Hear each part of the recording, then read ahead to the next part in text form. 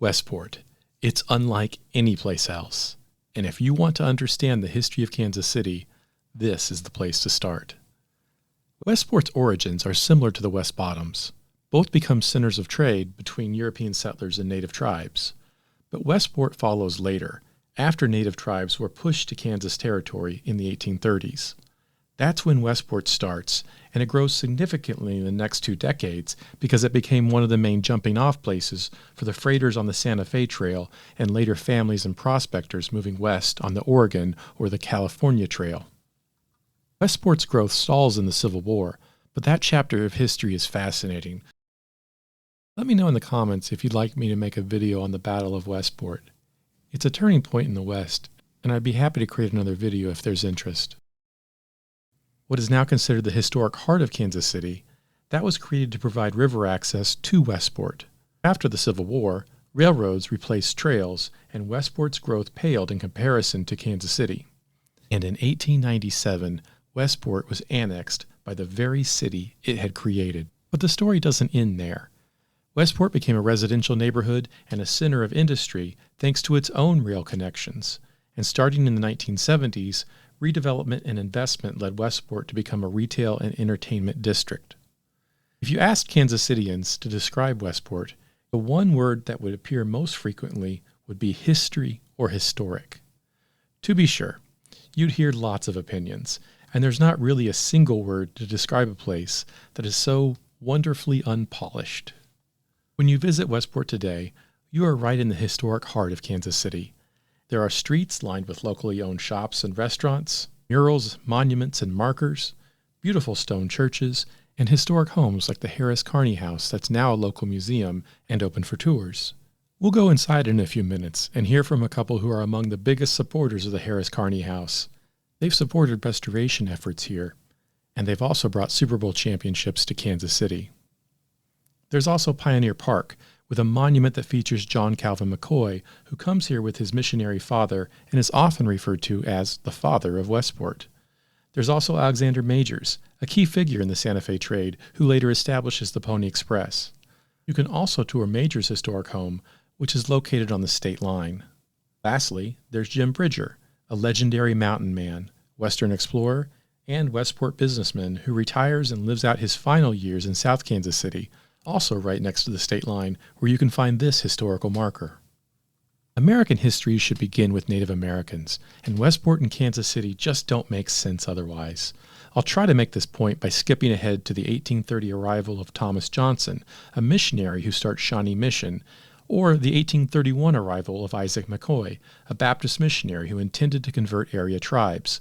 We can also include Nathan Scarrett, another missionary whose home you can see when you visit Westport. Johnson makes a fortune from federal payments and acquiring Native American land, and McCoy and his son John Calvin also make a good living surveying land for the federal government. Scarrett arrives a little later and works with Johnson and becomes a millionaire. But why do they come here to this exact spot, and how do they make so much money? They arrive in 1830 and 1831, or slightly later in the case of Nathan Scarrett, and they come to this exact spot because numerous tribes were pushed west of this point by the federal government with the passage of the Indian Removal Act of 1830. Andrew Jackson, the namesake of Jackson County, was president at the time. He signed the law despite strong opposition of Henry Clay and the Whig Party, native tribes, and many Christian missionaries. Even Davy Crockett opposed the law. Other missionaries, including Isaac McCoy and many others who shaped Westport and Kansas City, they strongly supported the Indian Removal Act. Native leaders used a variety of strategies, including legal challenges. Jackson signed the law on May 28, 1830, and he refused to enforce a later Supreme Court ruling that would have barred states from pushing tribes from their lands.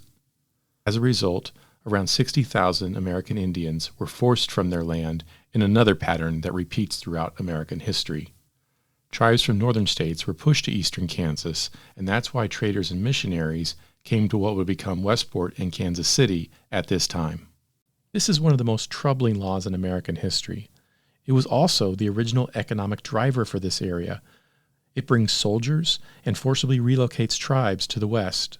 Soldiers spend their pay, and area tribes spend what little money they received from treaties in trading villages, which is what Westport becomes. This is why McCoy, Johnson, Scarrett, and so many others come to this exact spot. As more people come to the area, the land the early missionaries and traders acquire, it will become quite valuable in a few decades.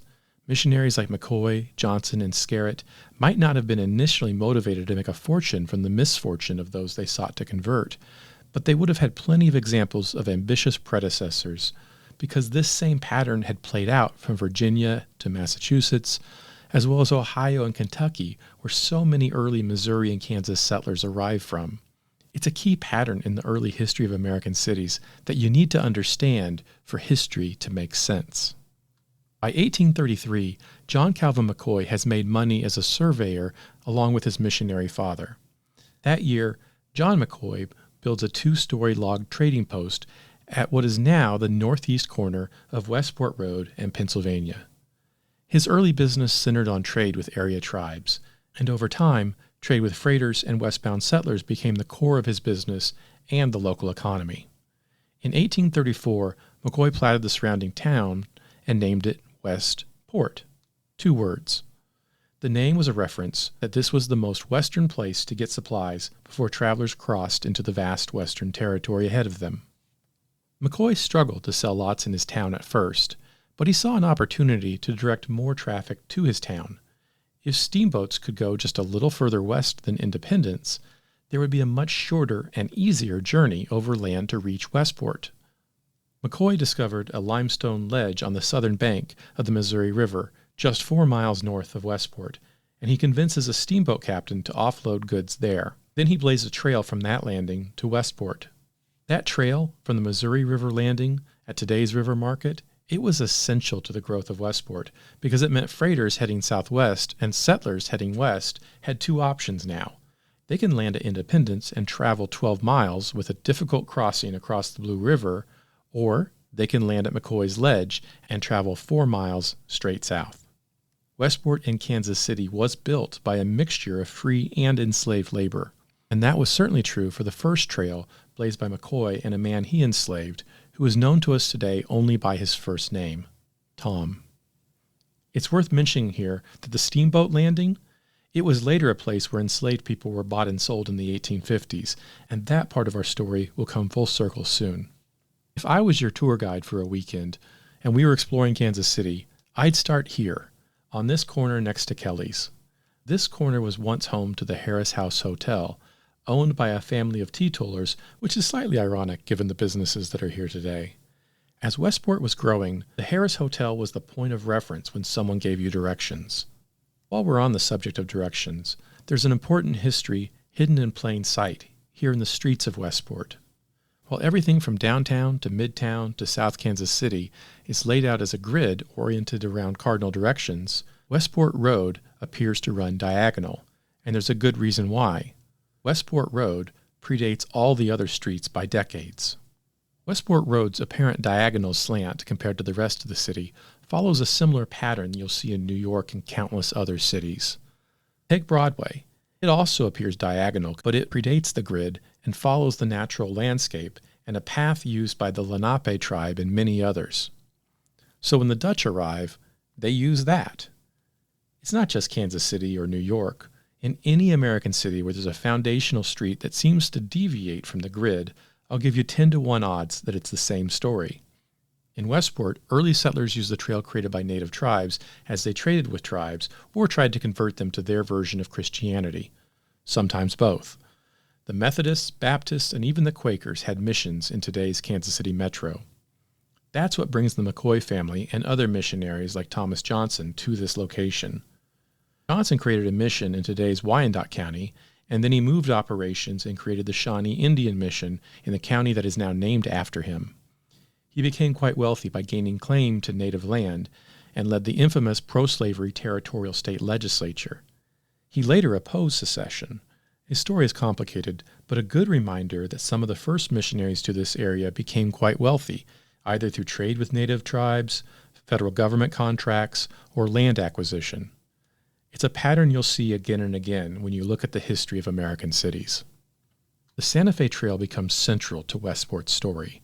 That trail may be slightly less familiar to those of my generation who grew up playing a game where you tried to get to the Willamette Valley and also tried not to die of dysentery or drown because someone thought it would be a good idea to ford the Kaw River.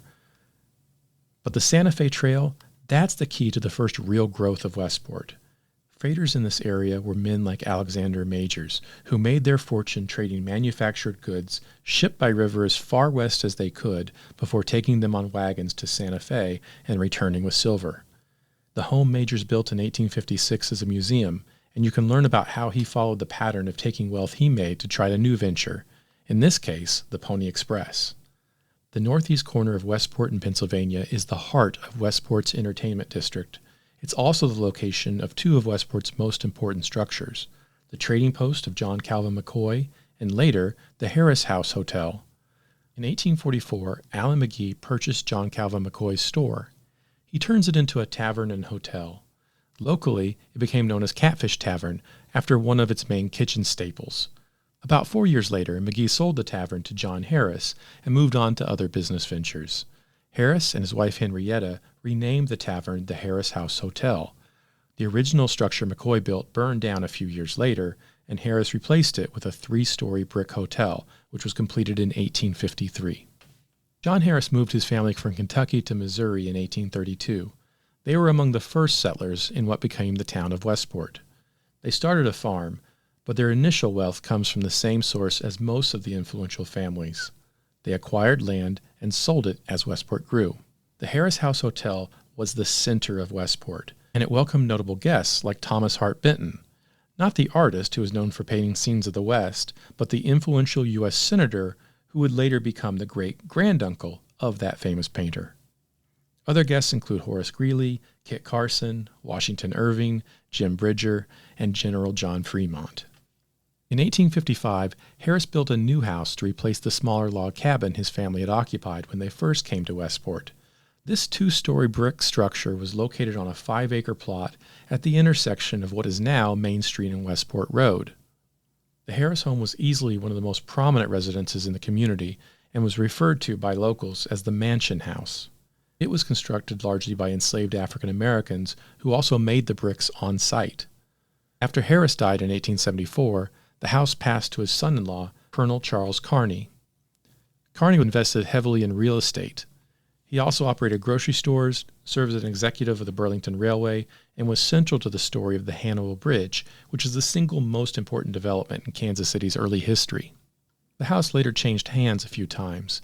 At one point, the home was owned by the Kansas City Star editors Thomas and Maud Johnston. In the early 1920s, the fate of the home was threatened. To save the historic home from demolition, locals formed the Harris Home Association and purchased the house in 1922. They moved it about a block away to its current location on Baltimore Avenue and opened it as a historic house museum in December of that year. The museum proved an unsustainable venture at that time, and it closed by the late 1920s. For the next several decades, the house was home to a doctor's office, law firm, photography studio, and an ad agency. In 1976, the Westport Historical Society took over the house and started restoring the home to its original 1855 appearance. The society opened a museum in the early 1980s, proving that the Harris Home Association in the 1920s were just ahead of their time. Thanks to supporters, it once again operates as a house museum, highlighting the pre-Civil War history of Westport and Kansas City. You can really feel this history as you walk through the house, which has been aided by the support of Andy and Tammy Reid. In addition to coaching the Super Bowl championship Chiefs, Andy is a strong supporter of history education and historic preservation. Tammy wrote a wonderful book on the history of quilts, and that led them to visit this historic home. And, as often happens in Kansas City, a visit leads to conversations and eventually a relationship. Last week, the Westport Historical Society held a fundraiser hosted by Andy and Tammy Reid, where Andy cooked up brats. I was really pleased to attend, and I recorded a small portion of it. Here's Coach Reid at the grill, and in the background, that's Mitch Holtus, play-by-play announcer and voice of the Kansas City Chiefs. Joining Coach Reid is Westport Historical Society board member, local historian, and one of the best high school teachers in the city, Diane Houston. If you like this video, you will love Diane's articles with the Martin City Telegraph, and please check out her YouTube channel because it features the work of her students. This event raised over $20,000. That's critical funding, and there's a lot more needed. You can donate online or stop by and enjoy a tour and give what you can. Here's Tammy Reid and Andy Reid at the event. Listen, I love history. My players look at me now that I'm old. They look at me like I'm a historical site, so I get it.